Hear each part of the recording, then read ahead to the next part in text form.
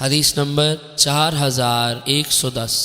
حضرت ابن عمر رضی اللہ عنہما بیان کرتے ہیں کہ حضرت عمر فاروق رضی اللہ عنہ کو خیبر میں زمین ملی تو وہ اس کے بارے میں مشورہ کرنے کے لیے نبی اکرم صلی اللہ علیہ وسلم کی خدمت میں حاضر ہوئے اور عرض کیا، یا رسول اللہ، مجھے خیبر میں ایسی زمین ملی ہے کہ اس جیسا عمدہ مال مجھے کبھی نہیں ملا، آپ مجھے کیا مشورہ دیتے ہیں؟ آپ نے فرمایا، اگر تم چاہو تو اصل زمین کو اپنے پاس رکھ لو اور اس کی پیداوار کو صدقہ کر دو۔ فرماتے ہیں حضرت عمر فاروق رضی اللہ عنہ نے اس شرط کے ساتھ اس زمین کو وقف کر دیا کہ اس کی اصل کو نہ بیچا جائے، نہ خریدا جائے، نہ اس میں وراثت ہو اور نہ ہی اسے حبہ کیا جائے۔ حضرت ابن عمر رضی اللہ عنہ فرماتے ہیں کہ حضرت عمر فاروق رضی اللہ عنہ نے اسے فقراء، قرابت داروں، غلاموں کی آزادی، اللہ کے راستے میں مسافروں اور مہمانوں میں صدقہ کر دیا، اور یہ کہ جو شخص اس کا انتظام کرے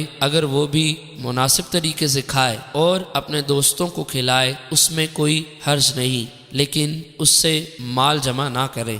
راوی کہتے ہیں، میں نے یہ حدیث حضرت محمد بن سیرین کے سامنے بیان کی۔ جب میں اس مقام پر پہنچا کہ وہ اس سے مال جمع نہ کریں تو انہوں نے غیر معمول کی جگہ غیر متصل کا لفظ پڑھا۔ ابن عون نے کہا، میں نے اس دستاویز کو پڑھا ہے، اس میں مال کے اعتبار سے غیر متصل ہی ہے۔